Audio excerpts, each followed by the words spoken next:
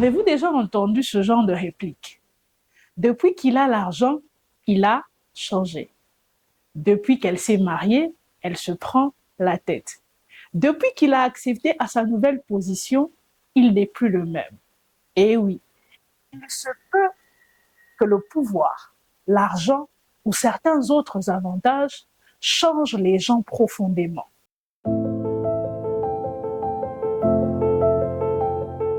Bienvenue dans Rising Christ, nous sommes dans la série Identité et Destinée. Aujourd'hui, nous parlons de David, l'homme dont l'identité est restée la même. Avez-vous déjà entendu ce genre de réplique? Depuis qu'il a l'argent, il a changé. Depuis qu'elle s'est mariée, elle se prend la tête. Depuis qu'il a accepté à sa nouvelle position, il n'est plus le même. Et oui, il se peut que le pouvoir, l'argent ou certains autres avantages changent les gens profondément. Mais ce n'est pas qu'en bien. Il y a certains que la souffrance détruit profondément. Certains changent parce qu'ils sont montés et d'autres changent parce qu'ils sont descendus. Mais j'aime le roi David. Je l'appelle le roi parce que c'est la version finale que nous connaissons de lui. Mais ce que j'aime dans son parcours, c'est que David, de la bergerie à la royauté, a gardé l'essentiel. Il a gardé son identité, son cœur. David signifie le bien-aimé de Dieu. Et dans tout son parcours, lorsque vous lisez son histoire avec Dieu, David est resté le même devant Dieu. Il n'a pas changé. Que ce soit dans la brousse, que ce soit devant Goliath, ou lorsqu'il a commencé à remporter des victoires et qu'il a été établi successivement roi sur Juda puis sur Israël, le cœur de David est resté le même.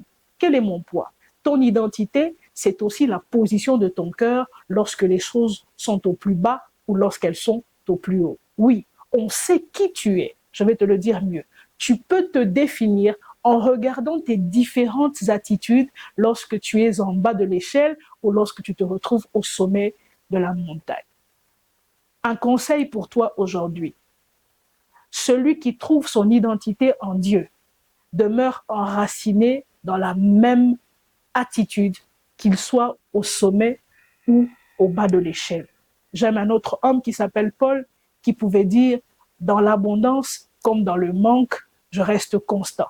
L'identité qui propulse dans la destinée, c'est aussi la constance d'un cœur qui ne change pas malgré les tempêtes ou la gloire. Que Dieu t'aide à garder ton cœur plus que toute autre chose, car de lui proviennent les sources de la vie. Sois béni. Bienvenue sur notre plateforme d'enseignement, d'études bibliques, de motivation chrétienne et de partage d'expériences Rising Christ, qui veut tout simplement dire s'élever en Christ, grandir en Christ, ressusciter en Christ.